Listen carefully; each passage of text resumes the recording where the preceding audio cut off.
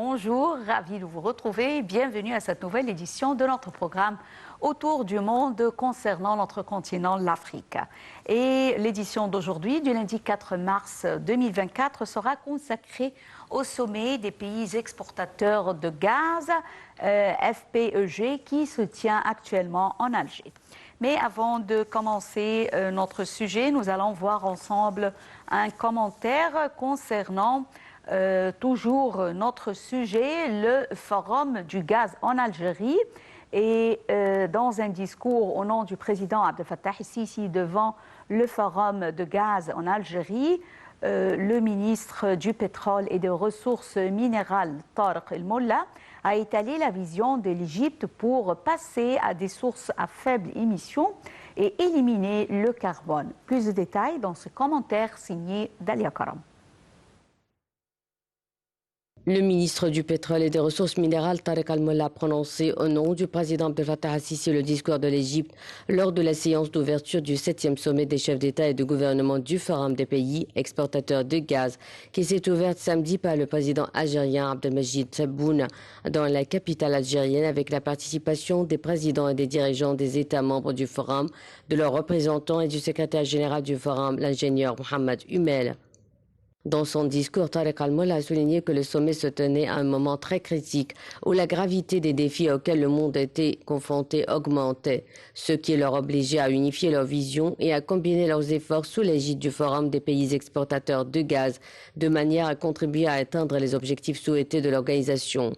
Car faire face aux défis et aux obstacles nécessite beaucoup de travail entre les différentes parties pour obtenir des résultats importants, efficaces, pour parvenir à la stabilité des marchés de l'énergie. Le ministre a expliqué que le monde était témoin d'une formidable transformation dans le domaine de l'énergie dans le but de développer une solution radicale aux défis du changement climatique. Ce qui nécessite que la communauté internationale suive une approche coopérative à différents niveaux régional et mondial pour renforcer la capacité à assurer un développement durable compatible avec l'environnement et à diversifier les voies et les plans de transition énergétique en fonction des circonstances et des besoins de chaque État. Il a souligné que le secteur énergétique égyptien a pris l'initiative d'adopter une vision ambitieuse et un plan d'action pour passer à des sources à faible émission et éliminer le carbone selon les principaux axes qui incluent la réforme des subventions énergétiques, l'amélioration de l'efficacité de sa consommation, la réduction des émissions de carbone, du pétrole et du gaz, en utilisant du gaz naturel à faible teneur en carbone comme complément aux énergies renouvelables et en augmentant la production des nouvelles énergies, des produits pétrochimiques verts et de l'hydrogène. Le ministre a expliqué que malgré les défis qu'affronte le secteur énergétique, la demande mondiale du gaz naturel a connu une croissance remarquable et un intérêt croissant pour celui-ci en tant que carburant urbain propre et à faible émission qui répond aux besoins énergétiques mondiaux croissants nécessaires pour soutenir l'économie et les plans de développement social, en plus de contribuer à la préservation de l'environnement. Le ministre a souligné que la plupart des prévisions des organismes et des organisations internationales concernées par les affaires énergétiques indiquent que les combustibles fossiles, en particulier le gaz naturel, resteront une source majeure dans le mix énergétique mondial pendant de nombreuses décennies aux côtés des sources d'énergie nouvelles et renouvelables. Il a souligné que le succès des efforts de transition énergétique et la transition vers des sources à faible émission de carbone dépendent de la disponibilité d'un financement approprié, que ce soit en termes d'outils, de mécanismes, de sources, de taille et de facilitation de l'accès à ceux-ci, en plus de fournir les technologies nécessaires. Il a réitéré la volonté constante de l'Égypte de travailler en étroite collaboration avec tous les États membres du Forum pour développer de nouvelles solutions et partenariats en faveur d'un avenir énergétique sûr et durable. Il a noté que pour relever les défis auxquels notre monde est confronté aujourd'hui, il faut une volonté politique et une coopération régionale et internationale sur la base d'intérêts partagés et d'objectifs communs.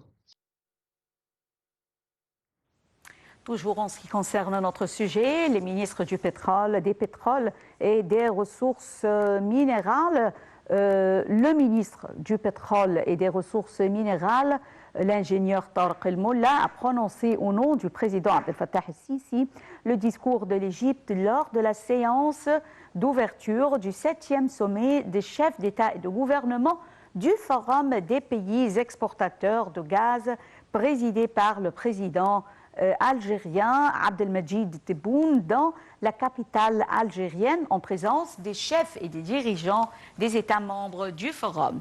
Et j'ai le plaisir d'avoir avec moi actuellement en ligne son Excellence, Monsieur l'ambassadeur Medhat El Miligi, ancien ministre adjoint au ministère des Affaires étrangères, qui va nous jeter la lumière sur ce sujet. Bonjour, Votre Excellence, Monsieur l'ambassadeur Medhat El Miligi, bonjour. Bonjour à vous. Bonjour. Alors, veuillez nous jeter la lumière d'abord sur ce forum des pays exportateurs de gaz et son importance. Alors, premièrement, ce forum, comme c'était précisé dans votre rapport, il s'agit de 19 pays et entre pays principaux et des pays observateurs. Ces pays, en totalité, ils fournissent à peu près 44% de la production commercialisée du pétrole liquéfié, et du gaz liquéfié, pardon, du gaz naturel liquéfié. Alors, ce qui est très important, que cette conférence vient dans un moment assez important. Comme vous le savez, il y a beaucoup d'impact, que ce soit régional ou international, qui affectent le flux régulier du gaz naturel pour les pays nécessaires de ce gaz, les pays consommateurs. Alors, l'Algérie étant donné que c'est un des plus grands pays du monde qui fournit déjà à peu près 20% des besoins européens du gaz naturel, il vient en deuxième place après la Norvège.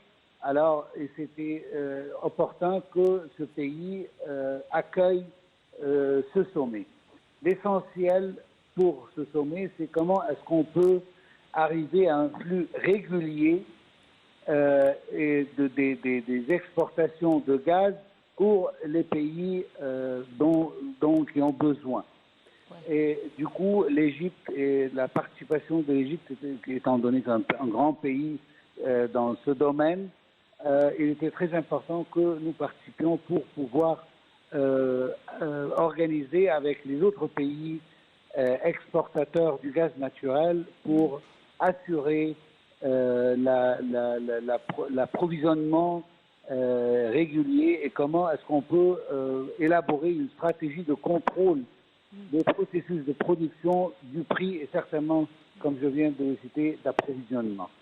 Voilà, ça c'est en large les titres les plus importants de ce forum, sans oublier qu'il est très important de parler de la possibilité de créer une organisation internationale pour les pays exportateurs du gaz naturel, telle que l'OPEP, mais consacrée au gaz naturel, de sorte que les pays intéressés puissent s'organiser entre eux pour stabiliser le flux du gaz naturel pour les pays importateurs. Est-ce que c'est décidé de créer cette organisation concernant le gaz ou bien pas encore? C'était déjà déclenché, on a commencé déjà les pourparlers, les négociations, mais comme vous savez, un processus pareil que celui-là, ça prend du temps, mais déjà le dispositif est en chemin et on commence à négocier. Je pense qu'il y aura d'autres réunions pour pouvoir organiser les membres, l'administration, le secrétariat et tout cela. Déjà, il y a un secrétariat pour ce forum et je pense qu'il y aura un comité exécutif pour pouvoir arriver à créer cette organisation internationale. Donc, je pense qu'il va faciliter le rapport entre les pays exportateurs et les pays importateurs et en même temps assurer le flux régulier de cette ressource qui est très importante pour le monde d'aujourd'hui. On sait toujours que malgré tous les appels pour arrêter les ressources fossiles, mais le gaz naturel est l'un de ces ressources qui est moins polluant et en même temps il aide à garder une économie qui soit plus environnementale, comme on le dit. Il est très important de parler de continuer ce flux d'une manière régulière. Monsieur l'ambassadeur Medhat El-Melighi, le ministre des Ressources minérales et bien sûr du pétrole, Tariq El-Molla, a prononcé un discours au nom du président Abdel Fattah el-Sisi lors de la session d'ouverture de ce forum. Quels étaient les points essentiels qu'a abordé le ministre du pétrole lors de son discours? Alors, premièrement, je pense qu'il était très important de son Excellence, Monsieur le ministre, de souligner l'importance du moment qui était très critique, la gravité des défis auxquels le monde est en train de confronter, sont en train d'augmenter, et l'importance d'unifier les visions des pays membres et combiner leurs efforts, certainement sous l'égide du Forum des pays exportateurs de gaz, de manière à ce que cela peut contribuer à atteindre les objectifs souhaités de l'organisation, tels que assurer le flux, stabiliser les prix et assurer que tous les pays ont leur partie du marché soit sécurisée, et en même temps les défis internationaux tels que par exemple les tensions qu'on voit actuellement dans la mer Rouge, et certainement le boycott qui est imposé sur la Russie pour ne pas lui permettre de pouvoir exporter son gaz naturel, un des plus grands pays du monde, s'il n'est pas le pays le plus grand du monde à exporter le gaz, qui est maintenant, à cause de la guerre russo-ukrainienne, est empêché de envoyer ou de exporter la quantité dont il avait l'habitude d'envoyer juste avant cette guerre-là. Mais malgré ces défis, le ministre a parlé des espoirs, et il a certainement mis les points sur les i en ce qui concerne les efforts égyptiens d'élargir l'exportation égyptienne du gaz naturel, et comment est-ce qu'on peut arriver à un but qui était déjà planifié. Il est très important de souligner que les pays qui font eux-mêmes l'investissement dans le domaine du pétrole doivent être aussi actifs. En Égypte, déjà, on a vu plusieurs compagnies invitées à investir davantage dans ce secteur très important en Égypte, telles que des compagnies italiennes et allemandes et autres.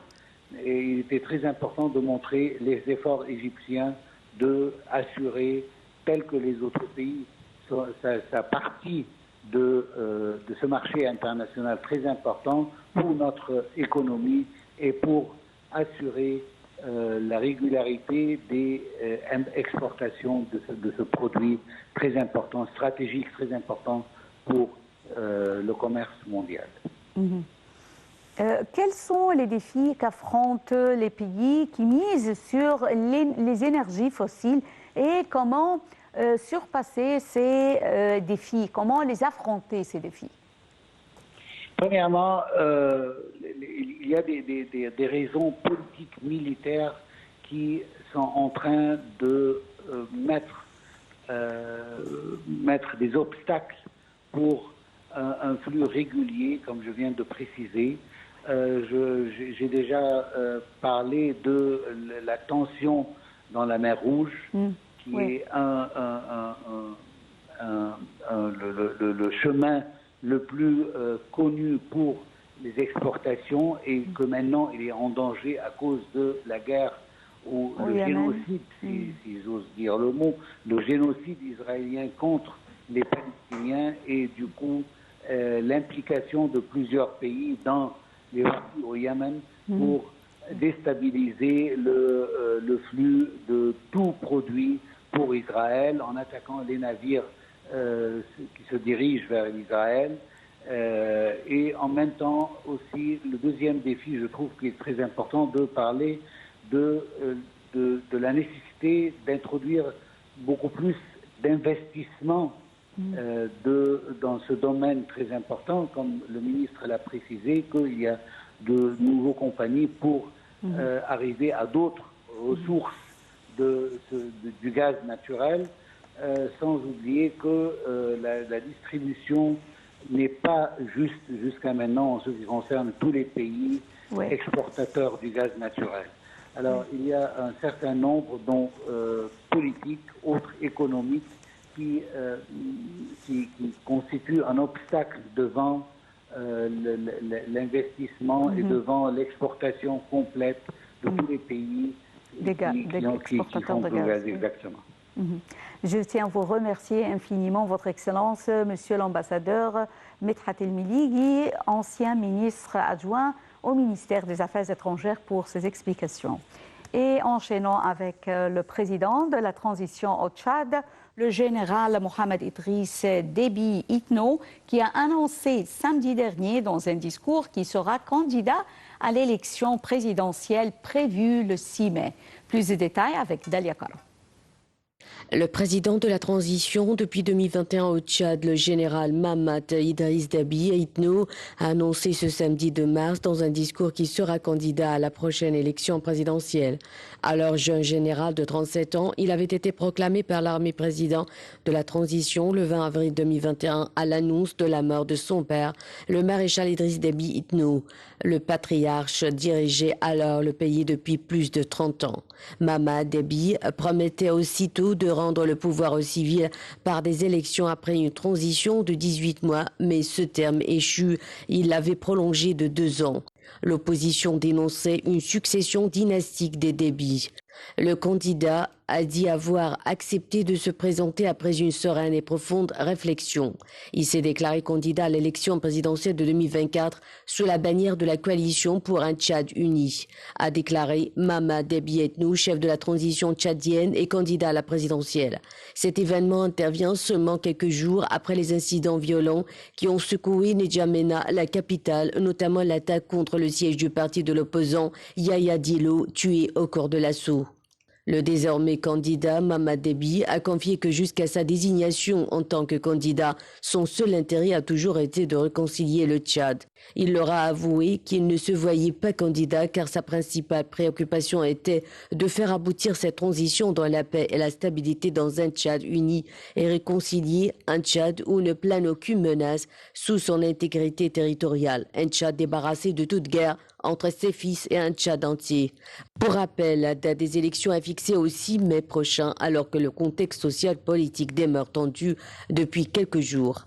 Internet est de retour après 48 heures de coupure intense et pendant ce temps, la ville est restée sur haute surveillance. L'armée et le gouvernement ayant averti qu'ils mettraient hors de nuire tous ceux qui porteraient atteinte à la sécurité de l'État.